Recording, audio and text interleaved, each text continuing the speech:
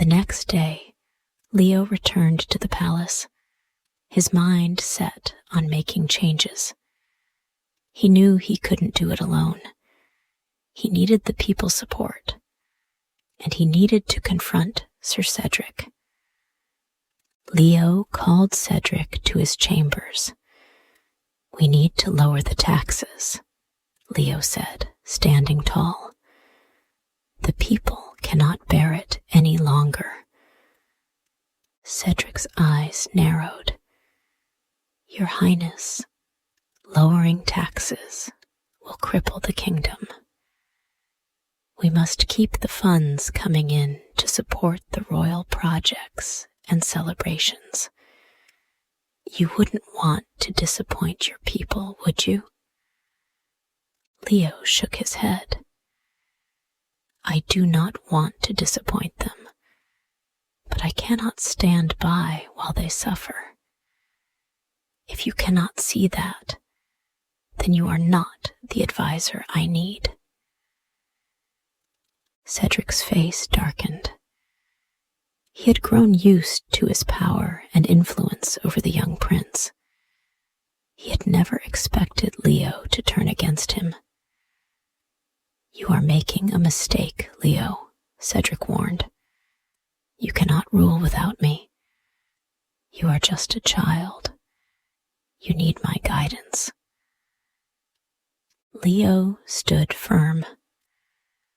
"I will make my own decisions from now on." Cedric's lips curled into a sinister smile. "Very well, Your Highness, but remember, you have no one else to turn to. I will ensure that your reign is short-lived." As Leo turned to leave, Cedric's voice followed him. "You will regret this." That night, Leo found himself locked in the tower. Cedric had framed him as a fool, incompetent to rule the kingdom. The guards, following Cedric's orders, locked him away, declaring him unfit to be king. Ella was not far behind. She had heard the rumors that Cedric had locked Leo away. She knew it was time for action. With the villagers' support, she began to organize a peaceful rebellion. The people were tired of Cedric's greed and Baroness Grimwald's scheming. They needed a leader they could trust. Ella had learned much from Leo. She knew the kingdom could be saved, but only if the people stood together. Ella used her skills as a carpenter to create clever tools and distractions that would help the villagers move freely around the palace. She crafted wooden masks and false identities for the rebels, allowing them to sneak past the guards and into the royal chambers. Ella and the villagers were preparing for their biggest challenge yet. They had gathered quietly over the past days, each person contributing in their own way. Some gathered supplies. Others kept watch for any sign of the palace guards, and a few, led by Ella, worked on creating clever distractions. The first step of their plan was to free Prince Leo. Ella knew that once Leo was out of the tower, he could lead the people back to the palace, and they could confront Sir Cedric and his deceit. Ella met with a small group of villagers in the dark, hidden behind the large oak trees outside the village square.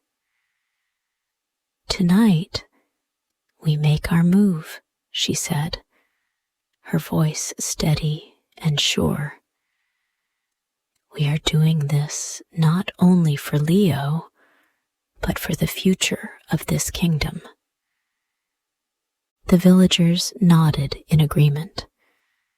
They had all seen the suffering that the kingdom had endured under Cedric's rule. They trusted Ella, and they trusted that Leo would be a king they could follow. They set out under the cover of night, moving silently through the winding paths toward the castle. The moon was low in the sky, casting long shadows across the ground. As they neared the castle gates, the group split into smaller teams. Ella had worked out a clever plan using wooden poles she had fashioned to create distractions. She had also carved small, simple tools that could help them unlock doors and windows quietly. As they reached the castle's outer walls, one of the villagers, a strong man named Arlo, used the tool to silently open a side gate. Inside, the group moved quickly, staying low to avoid being seen by the guards. They reached the tower where Leo was held prisoner. The guards were snoring softly, oblivious to their presence. Ella moved to the door and unlocked it with another tool, her hands shaking slightly as she turned the handle. The door creaked open, and there, sitting on a small cot in the corner, was Prince Leo. Leo looked up, his face pale and tired from his days in the tower. But when he saw Ella and the villagers, a spark of hope lit in his eyes. "You came for me," Leo said, his voice filled with gratitude. Ella smiled. "Of course we did. You're not alone, Leo. The people are with you." She motioned for Leo to follow her as they slipped quietly out of the tower, moving through the castle with the stealth of shadows. The guards were still unaware of their escape. Once outside the castle walls, Ella and the villagers quickly led Leo to the village, where the rebellion was ready to begin. The next morning, as the sun rose over the village, word began to spread that Prince Leo had been freed.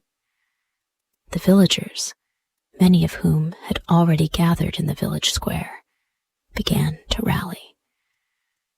They were tired of the high taxes, the lies, and the manipulation. They were ready to stand behind their true king. Ella and Leo stood together, facing the people. "The time for change is now," Leo said, his voice growing stronger with every word. "I have seen the suffering of the people. I have seen how you have been treated, and I promise you, I will rule with justice and fairness. No longer will you be taxed beyond your means. No longer will you be forced to live in poverty for the luxury of a few." The crowd cheered, their spirits lifting. It was clear that they had found the leader they had been waiting for. Ella stood beside Leo, proud of how far they had come. She had always believed in him, even when he doubted himself. But their fight was not over. Sir Cedric would not give up his power so easily. As Leo spoke to the crowd, a messenger arrived, breathless and frantic. "Your Highness," he said, bowing quickly. "Sir Cedric has gathered a group of guards and is heading this way. He's declared himself the ruler of the kingdom and has locked down the castle. He plans to stop you from ever sitting on the throne." Leo's heart sank. He had known that Cedric would never let go of his power without a fight. But now, it was time for the final confrontation. "I will face him," Leo said firmly. "I will not run from this." Ella, determined to help, stepped forward.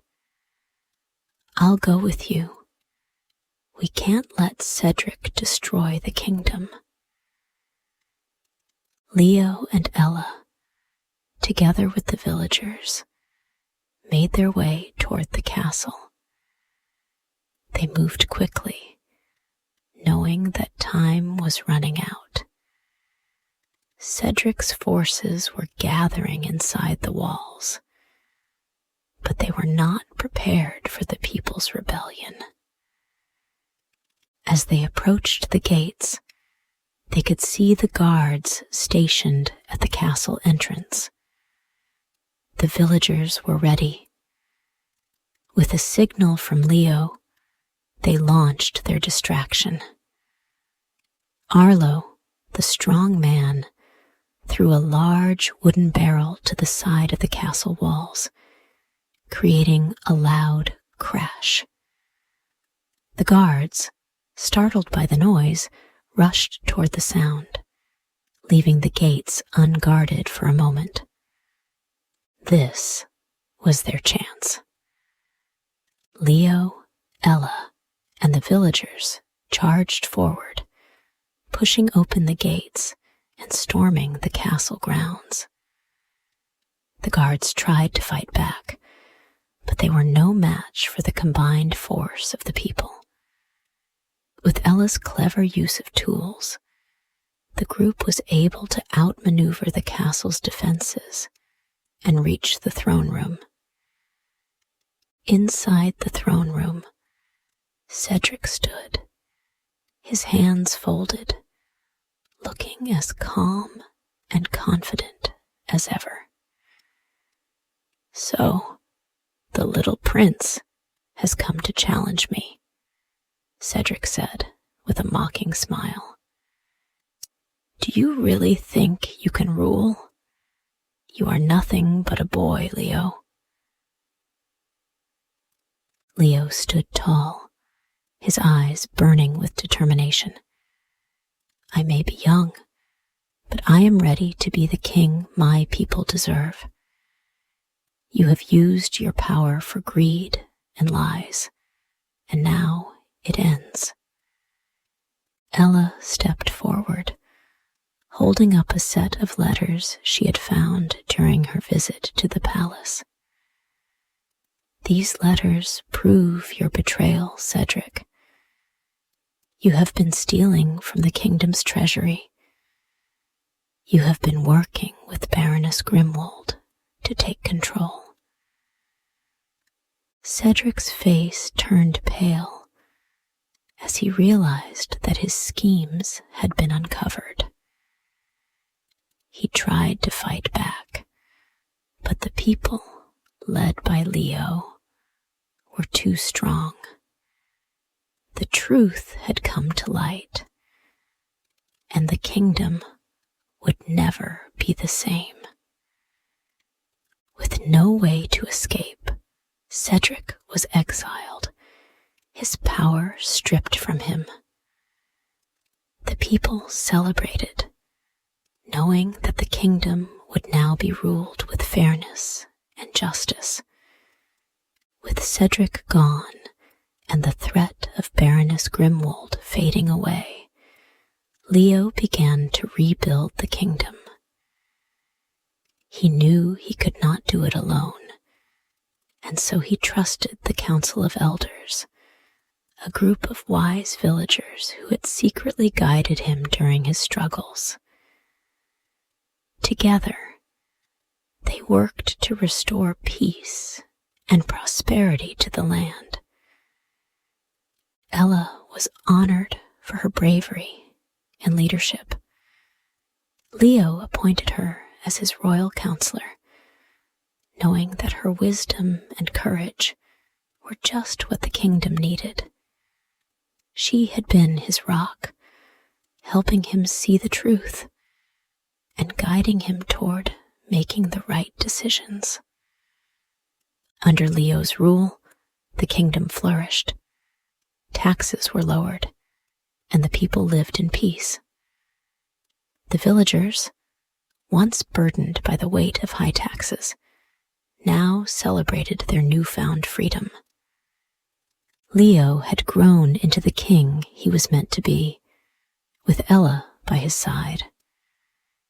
The kingdom, once torn apart by greed and deceit, was now united under a just and kind ruler.